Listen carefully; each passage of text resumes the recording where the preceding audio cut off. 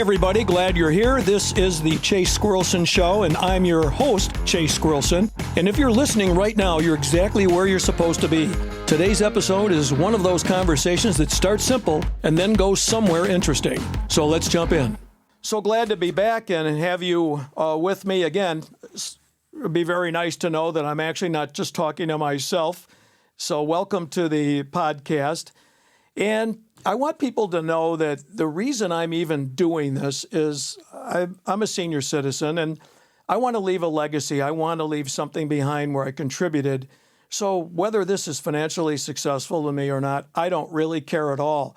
What I'd like to know is that I've helped people, particularly young people who have not been diagnosed or recently diagnosed, and they have a whole lifetime ahead of them to enable to use ADHD as a strength and minimize the problems that ADHD can cause. And then for the senior like myself with a late diagnosis, the years ahead can be a lot better knowing that we are blessed with ADHD and how to use it in our favor, because the world is not really designed for us. And so this is, to me, it's my mission to help the young and the older to be able to use ADHD to their benefit. I was thinking about some of the things that ADHD people do, and it's impulse buying. And I am a victim of that myself. And it's very typical for me to go on Amazon to buy sweat socks and then end up buying an archery set or maybe a kayak. And that can happen to me very easily. And I thought about that. And I thought about the various addicts that are out there, alcoholics, drug addicts, gambling addicts. Well, I think there are Amazonaholics as well, and I think I am one of them. I opened Amazon to buy one thing, just one thing, and 10 minutes later I had 12 items in my cart, none of which were the original thing that I was looking for, and somehow a book about the benefits of cold plunging on the body somehow interested me, so I went off on a tangent. If you have ADHD, you already know Amazon is not a store. For us, it's a casino disguised as a convenience. Today, we're talking about why Amazon is uniquely dangerous for the ADHD brain. Why just one thing that we want to buy is a lie we keep telling ourselves. And how to shop without blowing money, time, or self-respect. I've learned that this is not about discipline. It's about design and how my brain walks blindly into a rigged environment. And I have to face it, for me, Amazon plus ADHD is a perfect storm. It has to do with infinite choices coupled with instant cognitive overload. Amazon doesn't give you a product, it gives you 4,000 versions of it.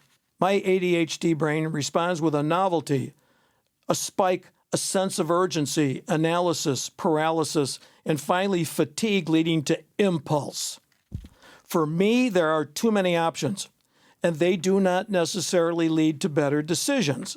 And in fact, it makes faster, worse decisions. I guess we can call it dopamine on demand.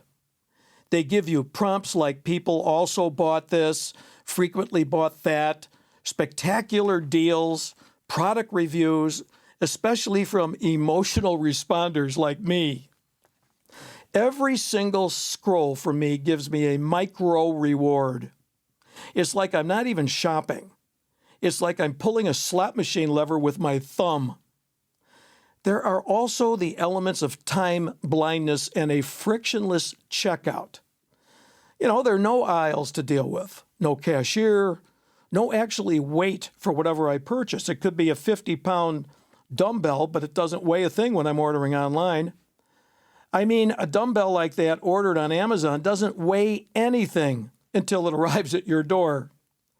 So in other words, my brain never actually feels the cost of anything, just the rewarding clicks when I select something. And let's face it, the idea that I'm just going to buy one thing is just an illusion. For me, thinking I'm going to buy one thing usually means I'm bored, stressed, looking for a hit of control in my life, and wanting to feel productive without any effort. So what does Amazon really provide for me? Novelty for sure, urgency always, a sense of control over what I'm looking to buy, and a feeling of productivity after I make the purchase. In some ways, I don't even know if I need the item, but I really do need the feeling of navigating Amazon. I get a rush out of that. And in thinking about it, my complicated online shopping behavior is not a character flaw. For me, it's just an emotional regulation via shopping. I've determined that there are 3 ADHD Amazon modes. First, I can be the blackout buyer who just clicks very quickly through an array of items. I purchase them. Then I justify why I purchased them. And finally, ultimately, very often comes the almost instant regret. Like, what did I do that for? Second, I can become a research monk. It is not uncommon for me to have 25 open tabs and several spreadsheets, end up buying nothing and feeling exhausted. And thirdly, I can become the dopamine browser, having no intention to buy anything, enjoying the shopping for stimulation, and then when I look at what's in my cart, it can be a display of the mood I'm in. I have cycled through all 3 of these, often in one session. I know this can sound humorous and somewhat farcical, but I must admit that it is not harmless. It's not harmless. I can end up feeling guilty about spending money that I did not have to spend. How about clutter guilt? Is all this stuff I'm buying? I have no place to put it or no practical use for them. Of course, there's relationship tension. When I buy things, that's right, too expensive, unnecessary, or duplicates of other things I've already purchased. For example, I recently ordered ping pong balls while watching a football game.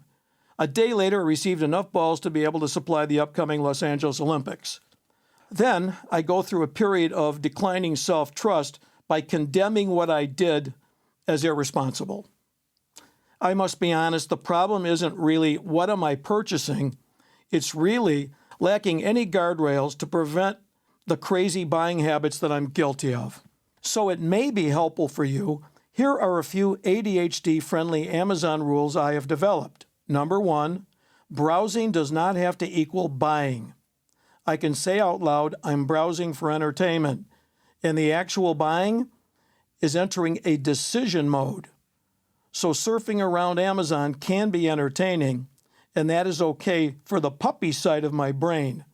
But it comes down to buying something. It's time to turn things over to the common sense character on the other side who will make an informed and sensible judgment about what to buy or not to buy.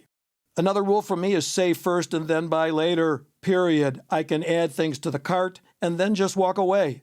I realize oftentimes I forget what it was that I was looking for in the first place, and I then realize I didn't need it anyway. The third rule for me is the law of lists. That means for me is before I go on Amazon, I make a list of what I intend to buy or think I need even before opening Amazon. Then I have a later list of new ideas about things I might want to buy, so I postpone those. Rule 4 is I call one in and take one out. For me, that means if I do decide to buy something, I look at the items in my cart. I commit to buy one of them and then delete one of the others in the cart. What does that do for me? It's forced me to be aware. The list and its items. It slows me down and the spiral of buying that I'm in. Rule 5, for me, is budgeting my dopamine. I allow myself a guilt-free impulse purchase versus trying to go cold turkey. That doesn't work for me. For example, if I try to eat one cookie, it doesn't work, then I eat 6. From a practical standpoint, containing my impulse buying is more effective than trying to suppress it completely. So I guess it's a way for me to say that the fact that I have an impulse to buy is not my enemy. It's when the impulses are uncontained. If this episode feels personal to you, send it to someone who just needed paper towels and ended up buying a leaf blower. Finally, and at my partner's urging, who is the person who often ends up trying to figure out what to do with me, my impulse buying sprees? I have put together an Amazon Guardrail checklist. So before opening Amazon, I ask myself three questions. First, do I need something? Second, is it on the list I've prepared? And third, am I just tired, bored, stressed, hungry, and looking for relief? If I decide to browse for entertainment purposes, my rule is that I do not buy anything when browsing under those conditions. Third, if I'm going to be buying whatever I add to the cart, I wait 24 hours and decide if I still want it the next day. And fourth, I try to adhere to the one in, one out rule. Every item I leave in the cart, I must take one out. And I do not make any purchases after 9 p.m. at night. You know, this is also technical and it's also personal for me, but it would be a nice thing to find somebody out there who really is an expert in discussing and dealing with impulse spending. And I have found just the guy. I'm about to introduce Dr. Max AddACart. He is a nationally recognized expert on impulse buying, consumer behavior, and self-control. He's helped thousands of people rein in unnecessary spending. Welcome, Dr. AddACart, and thanks for being here. It's always a pleasure to be with you and taking time out from my busy day, helping people deal with this tragic affliction, which I myself was once accosted with, but I think I've got it somewhat under control. Tell us about your background. How did you arrive at the situation you're in where you recognize ADHD as it relates to impulse buying, and maybe give us some background? Well, I think it's part and parcel of it because ADD is what makes our minds race here and there and look at this and want that. And so I just find it's fulfilling to act on these impulses rather than try to suppress them. You know, I once I was in the Amtrak train out in Pacific Northwest on a trip, and something came over me. We were going through a tunnel, and I just felt an impulse, and I pulled the emergency cord on the train, and it was unreal. In the tunnel, dozens of diners went flying into the tables and the walls. Pretty messy scene, looked like a giant cafeteria food fight, but I didn't intend for that to happen, but it was an impulse, and I act on my impulses. I tend to be spontaneous, and that's just kind of one of the curses, I suppose, but I feel I've got it much more under control these days. So, Doctor, for an example, can you tell us about maybe something that you bought on impulse recently? Well, I was on Amazon, and I must admit, like you say, in such a temptation, it's the worst thing for ADD people, but I bought 27 items, and that's how many I had in my cart. And out of all those, what I really needed out of that group was frankly zero. But they represent potential, and potential is very seductive to a man like me. Did you go through the post-buying guilt that happens to us when we buy things on Amazon we don't need or more than we need? Oh, yeah. I mean, yes, I do feel a little guilt after impulse buying, but it's very brief. So I quickly buy something to cope with the guilt that kind of helps me suppress it every time. I find that to be very effective. So whether the justification was that you really need something or not, do you ever afterward rationalize, well, I saved money by buying this item?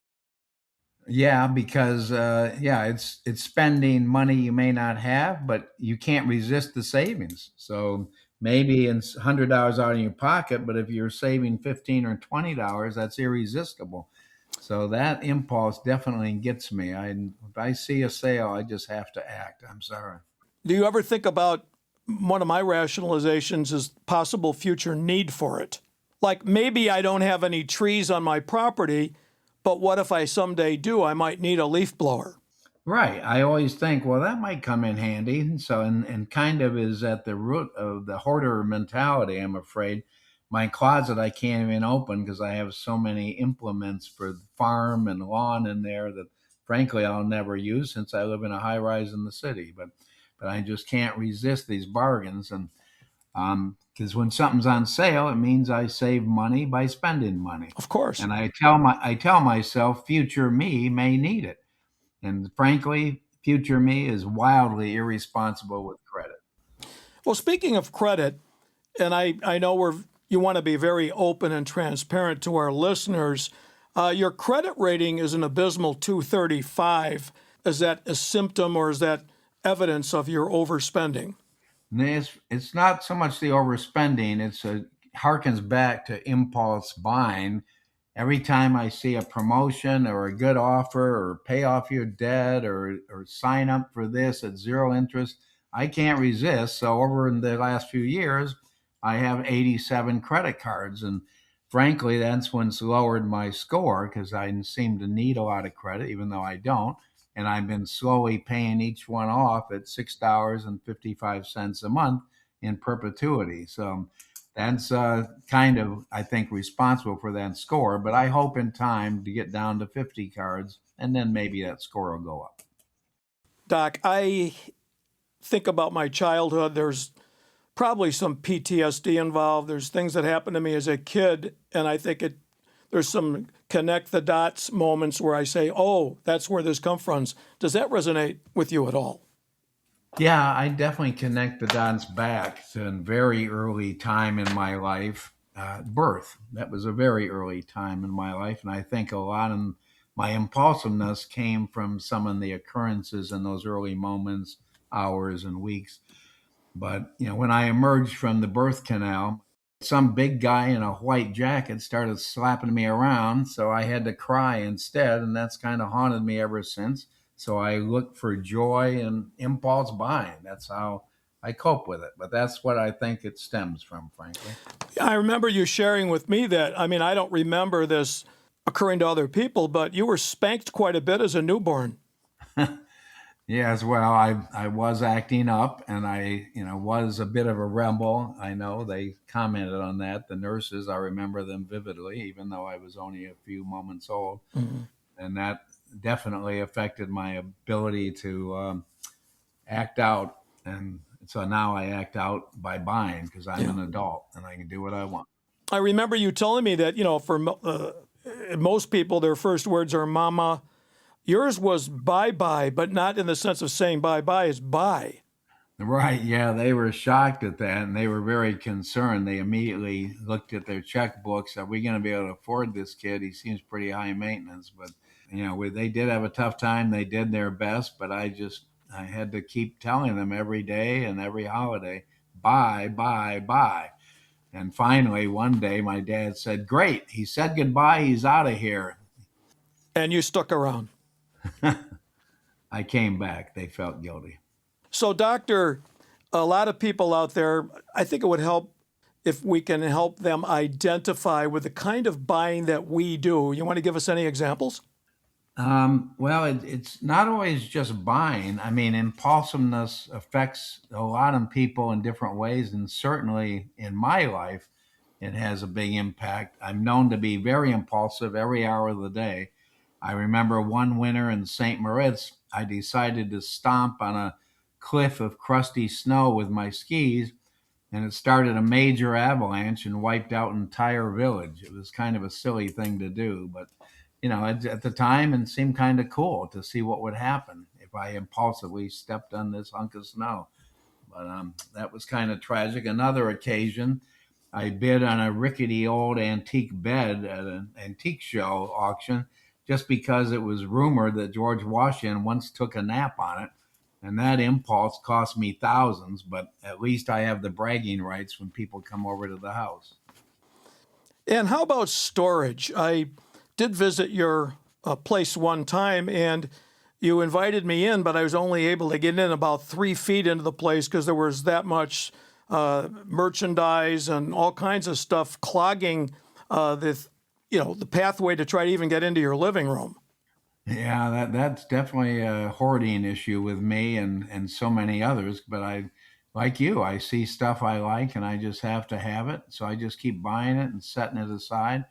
It's it's a real curse, frankly, and I don't know what to do with it because it gets very difficult to sleep at night trying to get through all the junk on the floor to get to the bed and get up and make breakfast when all this stuff's piled in front of the refrigerator. I mean, these are the extreme problems with impulsiveness. I've found it best to have a plan and stick to it. But then my inner child takes over and I lose all impulse control. I also find it interesting when I did manage to get into your kitchen and you opened the refrigerator and you had like 47 bottles of ketchup in there. And I'm assuming that was a great deal or something like, or some kind of price, whatever. I don't know why Not, you had not that nothing much. to nothing to do with the price, but every week I notice that the expiration date moves up. So I just want to stay ahead of it and be current and not ever have anything stale. So I just keep buying the fresher stuff and pushing the others to the back. Someday I guess that's going to catch up with me, so to speak. Doctor, thank you so much for your time. We're running up to a time limit ourselves, and I just want to thank you. Is there anything you'd like to share with the listeners before you sign off? Well, one piece of advice is create guardrails. You kind of touched on this, but have lists, delays, budgets. I personally ignore all these, but conceptually, I respect them. So, and I impulsively, just love to push all 65 buttons on the elevator in the building where I live. It's fun for me to see the reactions of fellow passengers when they get on and realize we're going to have a lot of time to chat and discuss life, but it's an impulsive thing. I'm trying to get under control. I figure take the chance, do risky things. It makes life an adventure. So it's a subconscious issue, frankly. And when I was in my teens, I remember impulsively I uncoupled several boxcars at the railroad freight yard and didn't realize they were on a sloping grade, and they rolled a half mile and derailed into a dairy farm. These are some of the problems with impulsive activities, but impulse really rules my life, and I can't say I'm happy about it, but I am an expert in helping others not do it. It seems like your best help to your people is explaining the series of disasters that the impulse buying has caused you. So, Doctor, thank you so much for joining us, and we look forward to talking with you again. And good luck on Amazon. I'm here and I'm ready to start shopping the minute we hang up. Great being here and talking about impulsivity. It's kind of a closed loop and a self-sustaining economy. I know it doesn't make much sense, but that's the truth here. And impulse control isn't a moral skill, it's an environmental one. Put any human in a frictionless dopamine machine and they'll. So, how does this affect me? Multitasking dramatically increases impulse buying on Amazon, and the platform is basically engineered to capitalize on that. ADHD people are a great target for them. Multitasking kills my internal brake system. My brain has 3 modes, which can be represented as a triangle. At the top of the triangle is the executive control guy, who I call Solomon. He plans, sets strategies, creates vision, exercises restraint, and evaluates options and priorities. At the triangle's bottom is the cognitive loaded autopilot mode, which is focused on dopamine-driven reward-seeking, novelty, and relief from whatever might be stressing me at the time. Multitasking overloads executive control, especially when I'm doing things like emailing, working, watching TV, doom scrolling, and switching between tabs. I call him Ziggy.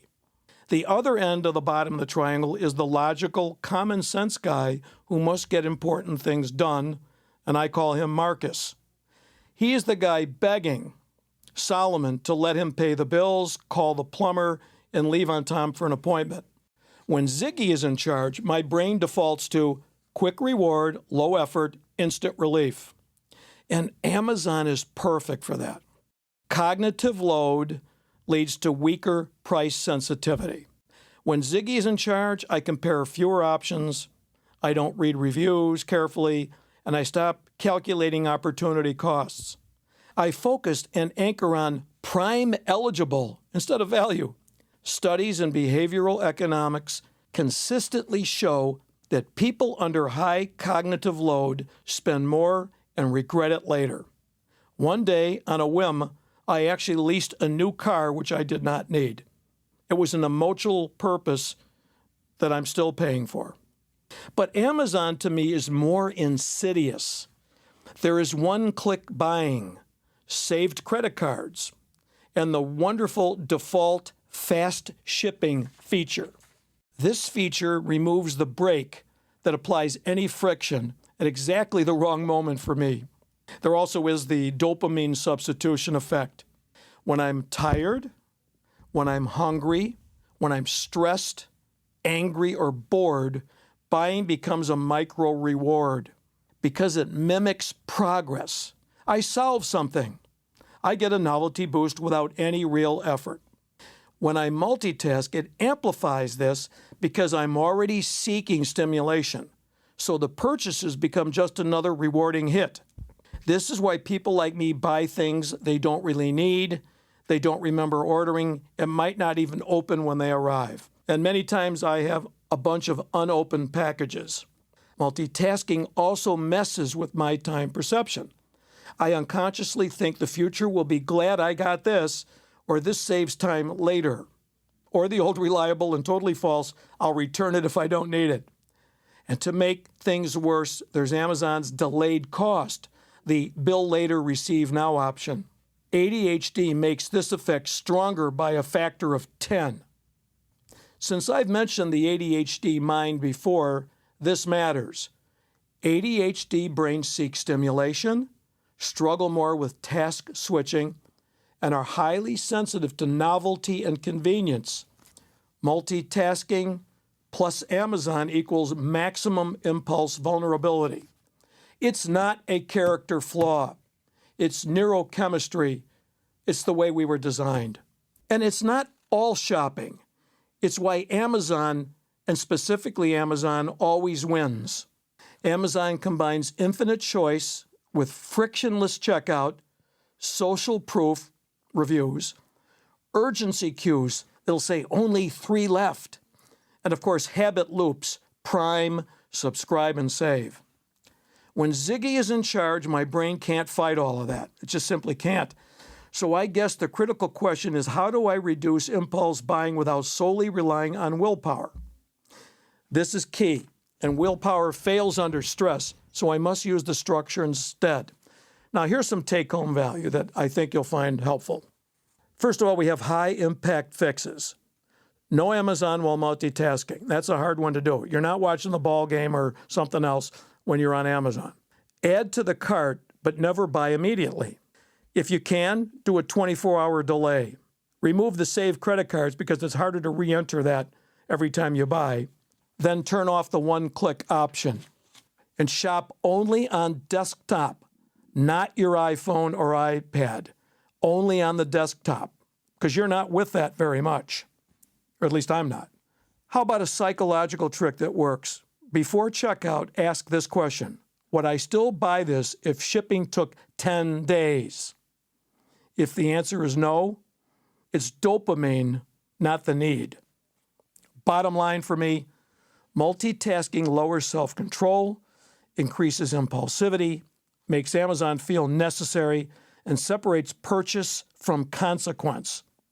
Amazon doesn't make us irresponsible. It meets us at our weakest cognitive moment. Whether or not you'll have a problem with this, I came up with my own little diagnostic type quiz. And here it goes. It's the Amazon ADHD Impulse Diagnostic.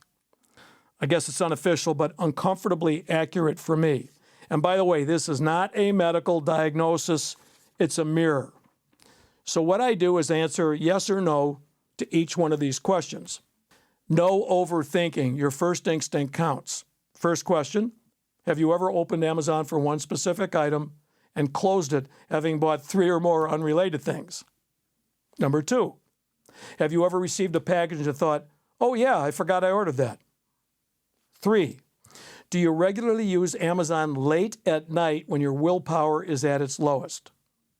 Number 4, have you ever justified a purchase by saying, well, I'll probably need it someday? Number 5, do you add items to your cart just to look, fully intending not to buy them, and then buy them anyway? 6, have you ever felt a small emotional lift, whether it's relief, excitement, or calm, right after clicking place the order? Do limited time deals, countdown timers, or only 2 left messages make you feel weirdly urgent?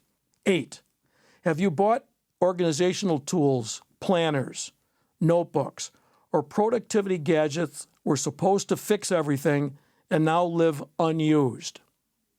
Number 9, do you check Amazon recommendations even when you don't need anything?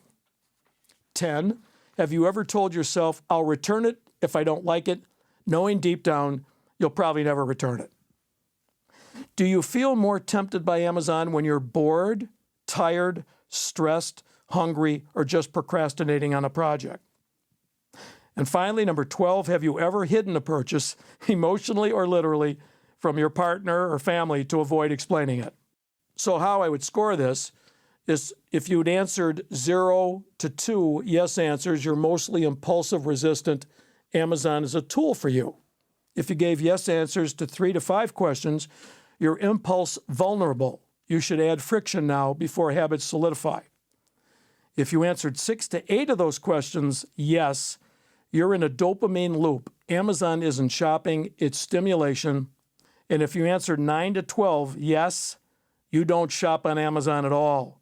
Amazon is shopping through you. Let me repeat that. Amazon is shopping through you. If you answered yes to more than half of these, the problem isn't its self-control. The problem is that your brain is playing a game it was never designed to win. Let me end with something that hits way closer to home than most of us like to admit. Amazon isn't evil. It's just very good at one thing. It's very good at turning intention into impulse. If you have ADHD, your brain already runs on speed. It's novelty-seeking, reward-hungry, and brutally optimistic. It genuinely believes this lie every single time, I'm just going in for one thing. And Amazon has engineered an entire universe around that sentence. Yes, I'm going in for one thing. You search for something practical, socks, light bulbs, dog food, and suddenly your brain is being handed micro rewards like candy. And this is one of the things you'll find on Amazon. It'll say, people who bought this also bought. You might also like. Deal ends in 3 hours and only 2 left in stock. That's not shopping. That's slot machine psychology with free shipping. For an ADHD brain, each click isn't a decision. It's a dopamine pulse. Click, reward, click, reward. No friction, no pause, no cashier looking at you like, you sure about that purchase? And here's the part that matters.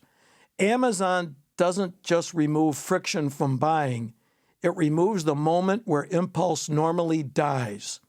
In the physical world, you might walk around the store, you might get bored, you might rethink it, and you might leave. Online, the impulse goes straight from thought to action to a confirmation email. Done. And then later, sometimes days later, the realization shows up in a cardboard box on your porch. And the sad thing is you don't even remember ordering it. So this isn't about willpower. It's not about being irresponsible. It's about recognizing that if your brain is wired for stimulation, you are playing an unfair game on an optimized field. The fix isn't quitting Amazon. The fix is inserting friction on purpose. Delay buttons, wish lists, rules like nothing after 9 p.m. Because for an ADHD brain, delay isn't punishment, it's protection. If you don't slow the system down, the system will speed you up, and it will always win.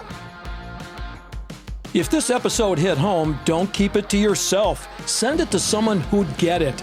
You can follow the show so you don't miss the next conversation. And if you feel like it, a quick rating helps the show a great deal. Either way, I appreciate you being here. We'll talk soon. This podcast is for informational purposes only. The content reflects personal experiences and opinions and is not a substitute for professional medical, psychological, mental health, or legal advice. Flint Rock LLC, the hosts, and guests make no representation or warranties and assume no liability for decisions or actions taken based on this content. Always consult a qualified professional regarding your own situation.